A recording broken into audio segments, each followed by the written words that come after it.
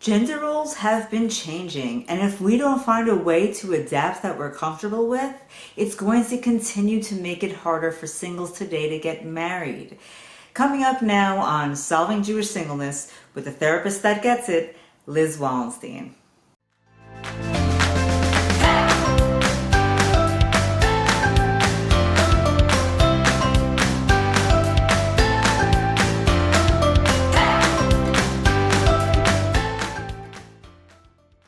So we're speaking about gender today, and I'm going to be speaking in some generalities, and of course not everybody fits these things exactly, but again, generalities. So I want to start with saying women tend to want to be with a man who makes them feel desired. And men tend to want to be with a woman who they feel good about themselves when they're around. So what's making it so hard today for men and women to achieve that, to feel that way? So a man's self-esteem usually comes from what they can provide. They like to feel like they're making a contribution. In essence, they like to feel like a woman's hero. They want a woman that they feel they're giving something valuable to. But today, with women being so independent and self-sufficient, men are finding it harder and harder to feel like they measure up. They're finding it harder to feel like they have something valuable that they can contribute or be their hero. And this can sometimes make them feel attracted only to women that they perceive would be easy to impress. But what becomes a problem is that doesn't really last. They don't end up feeling fulfilled in that relationship. But it becomes a problem because they sincerely just don't feel a pull, like a romantic attraction towards that woman who they see as having it all and not really needing them. And women, as they're meeting a man, getting to know him, dating him, they feel the man pulling back when this happens for them. And the woman starts to fill in the gap. Like, that's the trap that women sometimes fall into, is if they see a need to take control, they take it. And so the woman might start asserting herself more or initiating more or becoming more aggressive just because they go into a panic. They get a little bit desperate, if you want to call it that, but they want that guy to give them a chance. And so they start going into this just more proactive or action mode to try and keep that guy around so that he gives her a chance.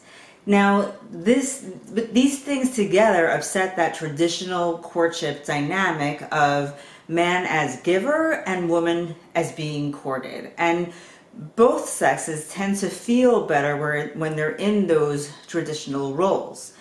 And, how we're seeing things turn out these days where, the man is pulling back and the woman is stepping in, it often doesn't work because the man doesn't feel good about himself in that dynamic. And that's how we started out today, by saying a man chooses a woman that he feels good about himself around. And the woman lacks peace because ultimately she doesn't want to be the pursuer, and she feels good when she's being pursued.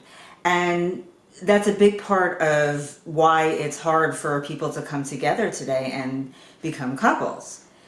So I've been scratching my head trying to figure out, what is creating this dynamic? What changed over time that this is what we're dealing with now, that it wasn't that way before? So I came across this really excellent book, really well researched, called The Boy Crisis: Why Our Boys Are Struggling and What We Can Do About It, by Dr. Warren Farrell. And he was exploring this real failure to launch that's going on with today's generation of men. And he conducted research and kind of boiled it down to men experiencing what he called a purpose void. Just not feeling a sense of purpose, especially kind of in our post-war era where they, that gave them a sense of purpose before. And this purpose void was leading to divorces, it was leading to addiction, it's leading to depression, it's leading to suicide, it's leading to children growing up without their fathers around. So this book goes on to talk about how the women's movement was a success in that it gave women options. that instead of a woman's only option being a homemaker, she could work. She could work part-time and take care of children. She could still just stay home and take care of children. She had options. And instead of seeing herself as entirely in service of others, it freed a woman to start thinking about what she wants and needs for herself. And women began to invest in themselves. They could go to school, they went to therapy, they would exercise, they would go to spiritual classes, they would meet up with friends for a quality conversation. Basically, women began to evolve with these freedoms and these choices. But the message to men never changed. Men were still given only one option: work full-time to provide well for a family. And men were still feeling from women that this is what the women wanted of them, to make a good amount of money, provide them with a comfortable lifestyle and options and choices, and that's what would make the woman want to be with him.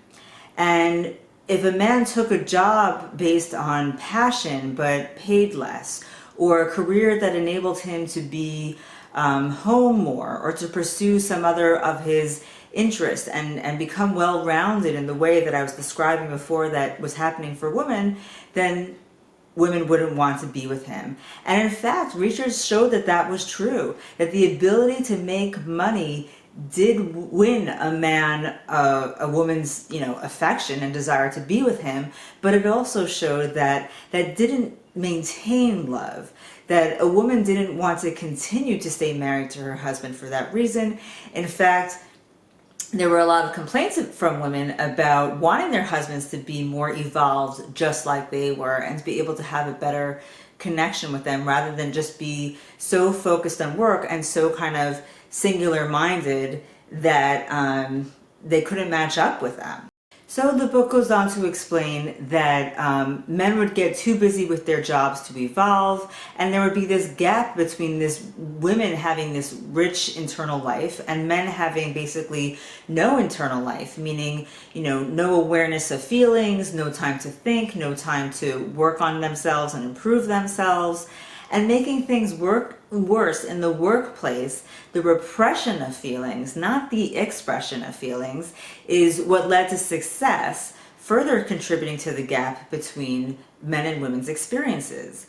And men started to resent giving up the things that were important to them and that they cared about in order to be a good provider, and essentially working hard so that everybody else in the family could have the life that they wanted, while they were expected to ignore their own wants and needs and things that interested them because they were too busy with work and making everybody else happy to do that for themselves. And women started to resent men for not being around enough and not sharing an emotional connection with them, which was essentially happening because they weren't able to evolve into emotional people. So another book that came out a couple of years ago called Mating in Captivity by Esther Perel also became very popular when it was released, and Esther Perel is a popular researcher on kind of what creates intimacy and what kills intimacy in modern times. And in her book, she talks about a shift that happens between men and women that is causing a lack of desire between them. That's her big emphasis on, is on a lack of desire between men and women. So it used to be, she explains, that women would be looking for somebody to be a provider and a life partner. That's what they wanted out of a man. And men were easily able to kind of rise to that occasion and be essentially what I talked before about, that hero, or feel like they were making that contribution to the woman. And so things went easier. But now it's different. Women a lot of times are more self-sufficient. They don't need that from a man as much. They want more out of the man than they used to. They want intimacy. They want connection. But nothing ever happened to prepare men for this change, and so they're struggling. So this dynamic is creating blocks in desire for both men and women, she says. But this doesn't have to be a problem. I actually think that this provides an excellent opportunity, because going back to that boy crisis book, that book showed that most men would actually love to be what it is that women currently want of them. They also crave greater emotional intimacy and connection with women, with their wives. But systemically, like as a society, we need to expand the opportunities for that. It's not built into our culture yet. So I think that, one way that we can remedy this is by helping dating individuals to kind of revise their expectations out of the, work-life balance that can happen between husband and wives in their families when they get married, and to make that a part of the dating conversation. In truth, many women would be relieved to know that not all the duties of the home and child rearing would fall on them, and that a man would support them in pursuing their interests. And many men would be relieved to know that women aren't putting all the financial burden on them, that they're willing to take some on, and that men can have more time and kind of peace of mind to do things for themselves. So this could actually be an excellent opportunity, but we need to make it part of the conversation of dating individuals. So now for my religious crowd, does this idea conflict with Torah values? Because I think anytime you talk about gender roles, especially changing gender roles to religious people, we get a little bit skeptical because we're used to kind of being attacked for this. But so the religious perspective is not that men or women, one is inferior or superior to the other, but we do believe in separate but equal roles. And so are we confusing the roles here? Could this be a problem religiously, what I'm talking about? So I think it doesn't have to be. And I don't want to use myself as the religious authority, so I'm going to not directly quote, but share something that I once heard Rebbetzin Tzipora Heller Gottlieb talk about, who's like a world-renowned Rebbetzin, female speaker on Torah topics, very religious, holy woman. And she said, there's nothing wrong with a woman going out to work or a man being more active at home. But she says that raising children and homemaking should still be considered primarily the woman's domain, and that when her husband is getting involved in that, he is helping her, and she should show appreciation for his help, not just treating it as, oh, well, why do you expect my appreciation? It's just as much your work as it is mine. No, that's the wrong mentality, that when he's active at home, he is helping you with your kind of primary contribution. And the other way around too, that even if a woman is working, and even if she makes more money than her husband does, a man should still assume financial responsibility for his family, that he should still consider the kind of burden of finances as his role, and be appreciative that his wife is willing to contribute and help out with that, but he should spare her the headache of it. That's his to take on, and that's even if she makes more, even works more than he does. So that's the way that it doesn't have to conflict with Torah, is that there's still separate contributions that the husband and the wife make, but they're allowed to help each other with it if they keep in mind what their primary contribution is. This other person is helping, show appreciation, don't treat it as like an expectation, or of course you should be doing this. Something I like about that idea is that it conserves the traditional idea, but it leaves room for progression in terms of you don't have to have that single option woman or that single option man, going back to what I mentioned earlier. So we have a plan for moving forward, how we can kind of level out the emotional desires of men and women, thereby increasing the compatibility between the two again. But for right now, like today, what can we do to prevent gender differences from getting in the way of people getting a real chance in dating? So the best way I know how to answer this is to give an example from my own experience, something that happened between me and my husband because we were dating just 3 years ago or so. So my husband and I actually knew very little about each other going into our first date.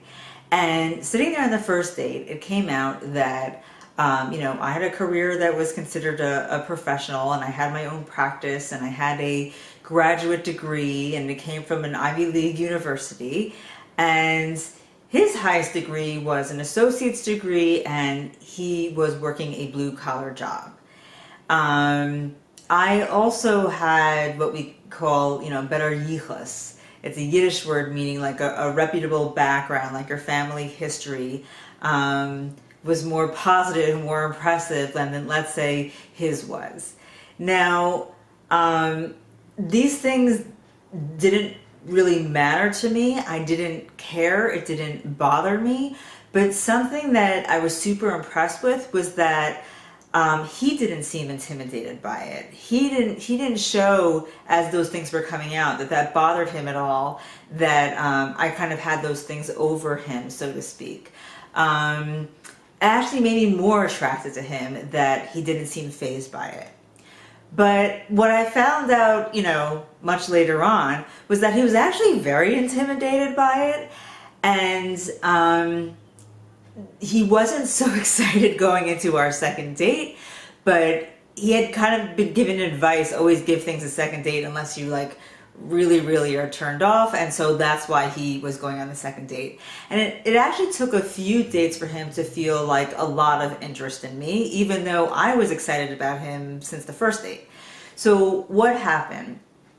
A few dates in, as he got to know me, my image started to fade for him. So it wasn't just like my stats anymore. He was getting to know me as a person, and he was becoming more attracted to me once he saw I didn't always have it all together. I wasn't this, perfect, super impressive person. I had my imperfections. I was flawed.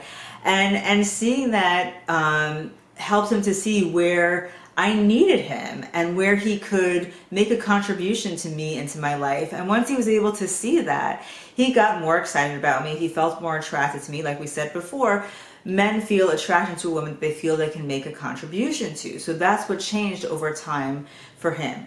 Now, I wasn't trying to portray any image. I thought I was being myself.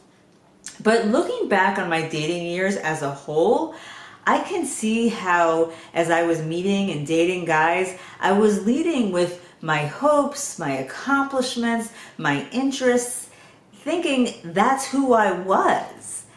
But my husband didn't love me for my brain or my ambitions or all the ways that I wanted to save the world. The things that I always thought would be what would make a man fall for me. Like, I kind of like those things about myself, so I thought that's what a guy was going to want to be with me for. My husband more fell in love with my heart, my sensitivity, my attitude, my character, all the kind of things that I just kind of took for granted. They were just kind of there. I didn't really, work so hard at those or feel so proud of them. But this was a real lesson for me in the value of allowing someone to get to know me their way, as opposed to wanting to show someone who I am. It's a much more passive approach. So why do I share this story with you, and why do I think it's a good illustration of the point that I'm talking about today? So my advice to men today is give it more time to see how a woman needs you and how you can be valuable to her. So don't go on that initial impression of, how she presents herself and think that, there's no room to make a contribution. There's no way to feel valuable to her. Get to know her, see how she doesn't have it so together, how she's not so perfect. And the attraction can come once you have that. And I think that women need help in stepping back more. Always our tendency that we could fall into is controlling. So to not go into that place of either letting anxiety run the show or feeling this need to kind of sell yourself or show them something, like just this kind of passive approach and let the man be, a little bit more assertive in pulling you out or trying to get to know you. Like, don't be so in a rush.